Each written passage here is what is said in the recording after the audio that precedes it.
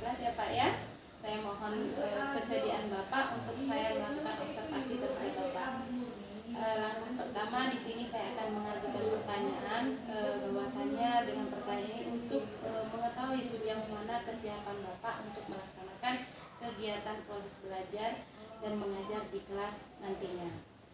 Baiklah Pak, di sini kita akan melakukan observasi terlebih dahulu. Yang pertama itu adalah tujuan pembelajaran.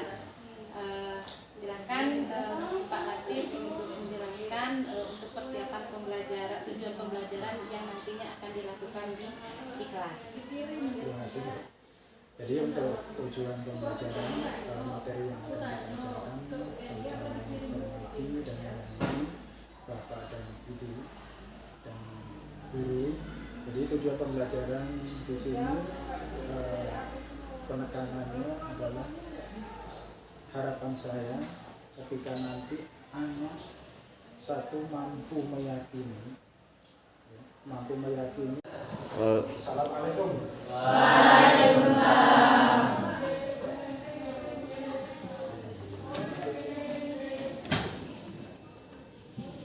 Perhatian semuanya, berdoa. Ya.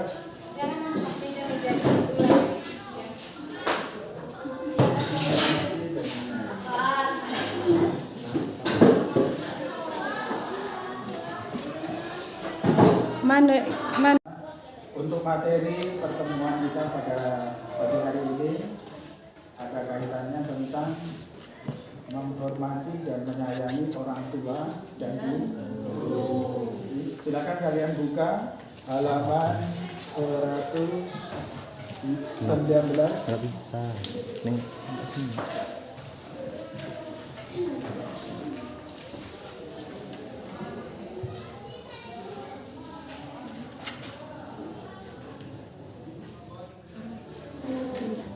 Terus.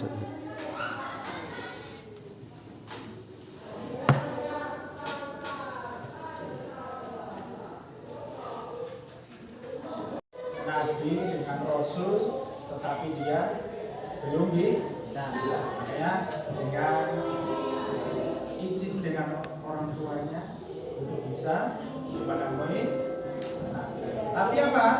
Ketika sampai di Madinah, Nabi sedang berperang dan tidak bisa bertemu. Karena pesan orang tuanya, pesan ibunya, kalau saya menunggu sampai Nabi selesai pulang, kasihan orang tuanya. Karena sudah berpesan, ketika sudah selesai, sudah bertemu dengan Nabi, silakan pulang. Karena patuh dan taatnya, Uwais akhirnya menjaga amanah ibunya, kembali ke pulang ke rumah ya. Sudah tidak ada lagi yang menyimpulkan. Oke, tidak ada kan? Oke, selanjutnya kita masuk ke materi inti. Silakan kalian buat kelompok 4 ya, satu kelompok 4 jadi 5 kelompok.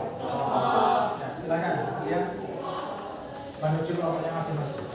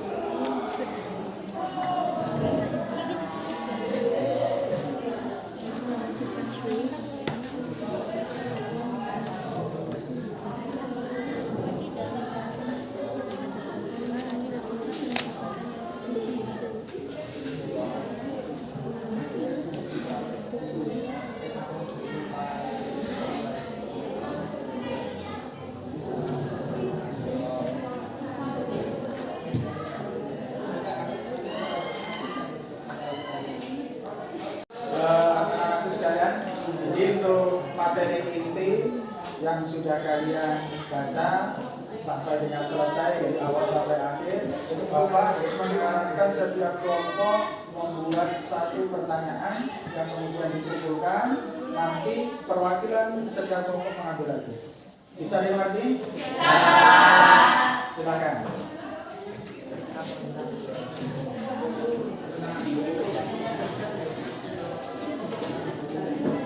Ya, yang sudah boleh dikumpulkan.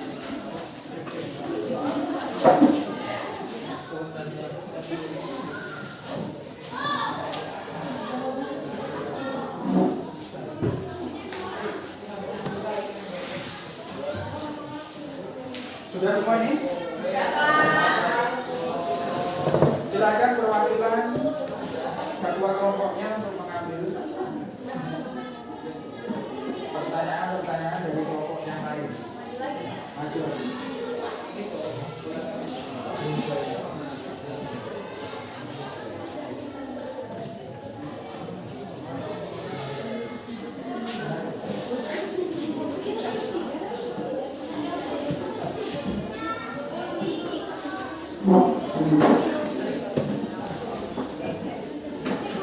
Udah, Pak. Setelah Go.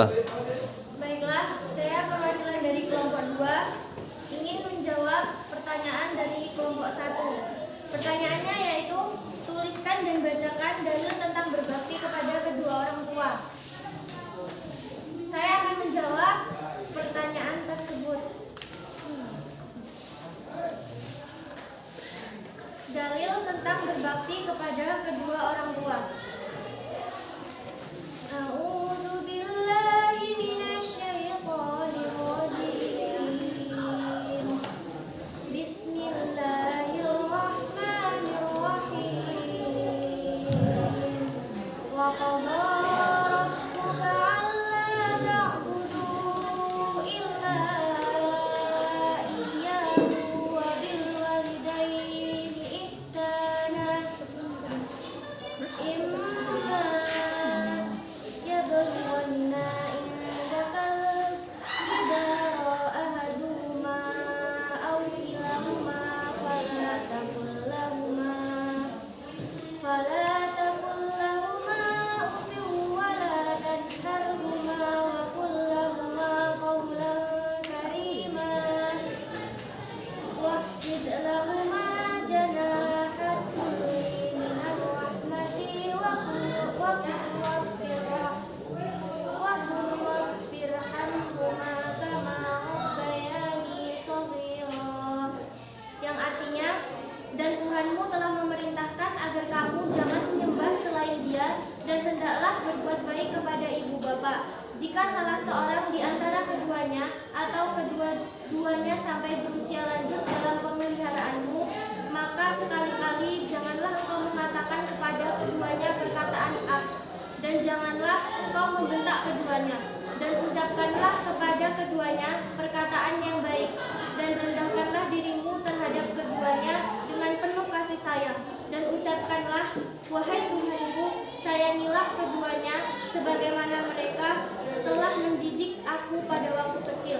Quran Surat Al-Isra surat ke-17 ayat 23 sampai 24. Berikutnya adalah hadis yang menjelaskan tentang berbakti kepada kedua orang tua, yang berbunyi ridhollahi fi ridhol walidaini wa suhtullahi fi suhtil walidain, yang artinya ridho Allah terletak pada ridho kedua orang tua dan murka Allah terletak pada kemurkaan kedua orang tua. Hadis riwayat Baihaqi.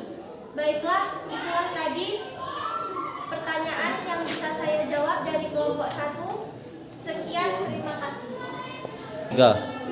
Oke, tadi sudah dijawab pertanyaan dari kelompok 2 ya, tentang dasar hukum atau dalil dari Al-Quran dan Hadis. Jadi Bapak ambil kesimpulan bahwasanya dalam inti atau isi kandungan dari Al-Quran tersebut, surat Al-Isra ayat 23 sampai 24, bahwasanya yang pertama, Allah itu memberikan penekanan kepada kita hambanya bahwasanya harus menyembah kepada Allah. Jadi tidak boleh menyembah selain Allah. Terus ada kaitannya tentang birrul walidain, berbakti kepada kedua orang tua. Dijelaskan di dalam Al-Quran bahwasanya seorang anak tidak boleh mengatakan satu kata saja. Seperti apa? Perkataan itu tidak boleh. Apalagi sampai berkata kasar, berkata kotor atau membanggakan. Makanya cintailah orang tuamu, sayangilah orang tuamu seperti orang tuamu menyayangi kalian sewaktu masih kecil. Terus dalam hadis juga ditekankan, dalam hadis riwayat Baihaqi menjelaskan ridhullah, panggilannya kan? Ridhullahi fi ridho walidain wa sutullah fi sutul walidain. Jadi ridhonya orang tua itu termasuk dalam ridhonya Allah. Kalau orang tua tidak ridho kepada anaknya durhaka kepada orang tua, maka Allah pun juga tidak ridho. Ketika orang tua murka kepada anak, Allah pun juga murka. Demikian ya, hadis ataupun dalil dalam Al-Quran yang bisa Bapak sebutkan. Oke, untuk kelompok selanjutnya silakan. Assalamualaikum warahmatullahi wabarakatuh. Waalaikumsalam warahmatullahi wabarakatuh. Baiklah, saya di sini perwakilan dari kelompok 3 ingin menjawab pertanyaan dari kelompok 4, yaitu bagaimana cara kita menghormati guru. Di sini kami menjawab, yaitu yang pertama, kita harus mendengarkan dan memperhatikan ketika guru menjelaskan saat jam pelajaran berlangsung. Kedua, kita tidak boleh melawan atau membantah. Setelah proses pembelajaran ini, marilah kita tutup proses pembelajaran ini dengan doa.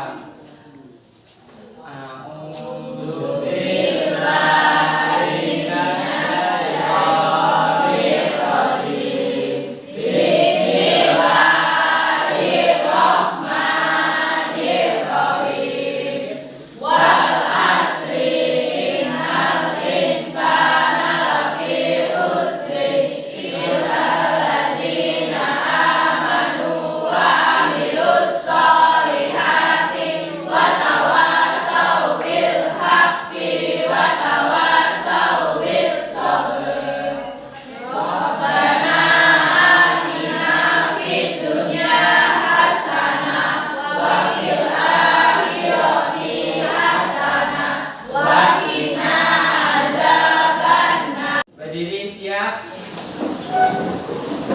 Beri salam kepada Pak Guru.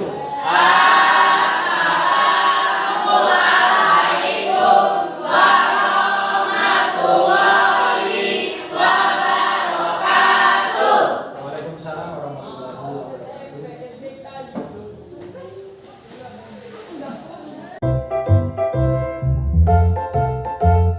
wabarakatuh. Assalamualaikum warahmatullahi wabarakatuh. Waalaikumsalam warahmatullahi wabarakatuh. Salam dan bahagia. Pada kali ini ketemu lagi dengan saya Yaumal Jahro SPDI, calon guru penggerak angkatan 9 dari SMK Negeri 4 Bengkulu Utara, Kabupaten Bengkulu Utara. Di sini saya tidak sendiri, saya didampingi oleh Bapak pendamping praktek saya, yaitu Bapak Sunarso SPDI. Assalamualaikum Pak. Waalaikumsalam warahmatullahi wabarakatuh. Dan didampingi juga oleh Bapak Latif. Assalamualaikum Pak. Waalaikumsalam. Kak dulu. Alhamdulillah pada kesempatan kali ini kita ketemu lagi di SMK Negeri 4 Bengkulu Utara dalam keadaan sehat jasmani dan rohani, sehingga kita semua mampu melangkahkan kaki kita menuju SMK ini dengan penuh semangat dan penuh rasa bahagia. Pada kesempatan ini kami melakukan pasca observasi, yang mana kegiatan observasi proses pembelajaran di kelas yang sudah kami lakukan. Pada kegiatan ini saya melakukan kegiatan dari calon guru penggerak yang harus saya kerjakan. Baiklah, kita memulai saja. Di sini saya didampingi Pak Latif selaku guru yang saya observasi di kelas. Baik Pak Latif, di sini saya akan melakukan pasca observasi, yang mana kegiatan observasi kelas sudah kita lakukan sebelumnya. Saya mengucapkan terima kasih kepada Pak Latif karena Pak Latif sudah bersedia ataupun berkenan untuk saya lakukan observasi di kelas pada saat Bapak melakukan pembelajaran. Ini merupakan salah satu tugas dari calon guru penggerak yang harus saya kerjakan. Kemudian adapun tujuan dari observasi ini untuk mengevaluasi jalannya proses pembelajaran yang dilakukan di dalam kelas agar kita tahu dan tindakan kedepannya seperti apa nantinya. Adapun tujuan percakapan pasca observasi ini adalah untuk mengevaluasi dan berbenah diri terkait dengan observasi yang telah kita lakukan. Baiklah Pak Latif, bagaimana proses Pak Latif ketika perasaan Pak Latif ketika melakukan proses pembelajaran di kelas? Ya, terima kasih Bu. Perasaan saya ketika melaksanakan proses pembelajaran di kelas tentunya sangat menyenangkan. Alhamdulillah, menyenangkan. Alhamdulillah, kalau Bapak merasa senang dan bahagia ketika Bapak melakukan observasi di kelas. Kemudian Pak, adakah hal-hal baik dari proses pembelajaran yang sudah Bapak lakukan? Ya, terima kasih. Dalam proses pembelajaran yang saya lakukan itu saya menggunakan beberapa metode. Di situ ada positif dan negatifnya, ada kelebihan dan kekurangannya. Untuk kelebihannya, anak mampu atau mempunyai pengetahuan atau dapat menguasai pengetahuan atau pemahaman dalam berbakti kepada orang tua dan guru. Sedangkan kekurangannya belum tercapainya target yang kita inginkan atau kita harapkan. Baik, apa yang kita bicarakan ini Pak ya, bisa dikatakan kondisi yang ideal. Nah, kondisi ideal itu berada di level 10. Untuk saat ini Bapak berada di level berapa Pak? Setelah saya melakukan proses pembelajaran, saya bisa menyimpulkan bahwasannya saya masih berada di level 8-9. Oh, luar biasa sekali tuh Pak, sudah di tingkat 8 dan 9 Pak. Kemudian adakah hal-hal yang perlu ditingkatkan untuk kedepannya Pak? Ada beberapa hal yang perlu saya tingkatkan dalam proses pembelajaran. Berusaha membantu murid untuk dapat mengeluarkan ide atau gagasan pada proses pembelajaran di kelas, dan membantu murid menjadi lebih aktif dan kreatif, sehingga dalam metode pembelajaran saya ini banyak berpihak kepada murid. Luar biasa Pak. Kemudian Pak, apa rencana Bapak ke depannya terkait dengan pembelajaran di kelas untuk mengcover murid yang beragam? Untuk mengcover murid yang beraneka ragam, metode yang akan saya lakukan adalah dengan pembelajaran berdiferensiasi dan menerapkan pembelajaran sosial emosional atau KS. Terkait dengan waktu ini Pak, kapan Bapak akan melaksanakan pembelajaran berdiferensiasi dan pembelajaran emosional atau disebut KS tersebut? Untuk pelaksanaannya insya Allah akan saya laksanakan pada minggu depan, berketepatan pada saat jam pembelajaran saya. Kemudian Pak, komitmen apa yang akan Bapak ambil dalam melakukan pembelajaran di kelas nantinya? Komitmen yang akan saya ambil adalah melakukan pembelajaran berdiferensiasi dan menerapkan pembelajaran sosial emosional atau KSE dalam pembelajaran berikutnya. Dan harapan saya selaku guru pendidikan agama, dengan saya melakukan itu, murid bisa menjadi lebih baik atau memiliki karakter dan menjadi insan yang lebih baik serta memiliki akhlakul karimah yang baik.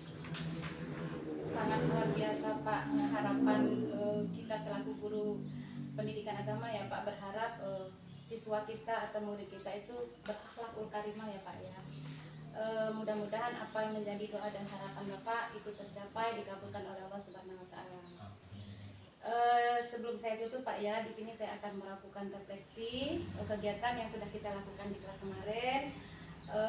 Saya mengucapkan sangat berterima kasih kepada Bapak yang sudah meluangkan waktunya untuk saya melakukan observasi di kelas. Dari pengamatan saya yang Bapak lakukan kemarin itu sudah sangat luar biasa, sudah sangat bagus sekali. Namun ada beberapa catatan-catatan kecil yang saya jadikan acuan yang untuk arah keperbaikan ke depannya. Di sini saya punya 2 catatan ya Pak ya. Yang pertama catatan yang sudah dilakukan dan yang belum dilakukan. Nah, kalau yang sudah dilakukan itu Bapak sudah melakukan apresiasi terhadap murid, terhadap anak kita. Kemudian Bapak sudah menjelaskan proses pembelajaran di awal pembelajaran sebelum kegiatan pembelajaran dimulai. Dan yang ketiga itu Bapak sudah melakukan berpihak kepada murid. Apa yang Bapak lakukan itu sudah berpihak kepada murid. Itu hal-hal yang sudah Bapak lakukan.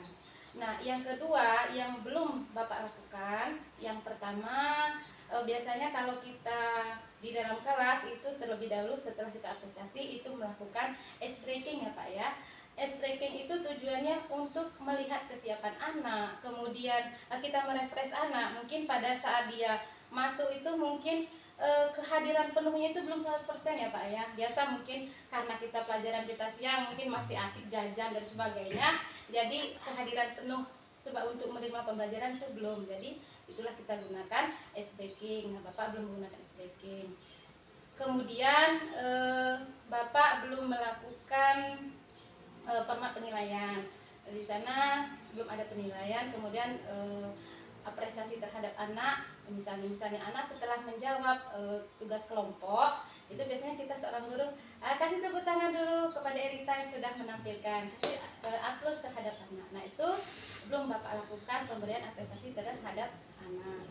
Kemudian yang selanjutnya itu di akhir pembelajaran belum ada refleksi. Maksudnya itu kita melakukan tahu perasaan anak bagaimana apa yang anak dapatkan, misalnya apa yang anak rasakan. Nah, itu di akhir dari pembelajaran belum Bapak lakukan.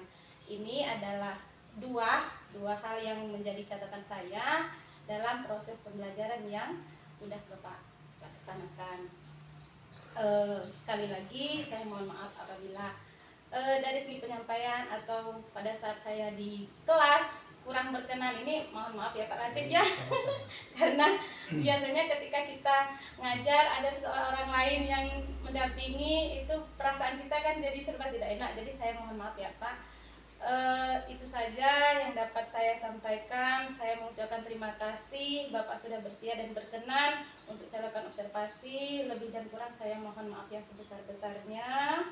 Dan saya akhiri. Wassalamualaikum warahmatullahi wabarakatuh. Waalaikumsalam warahmatullahi wabarakatuh.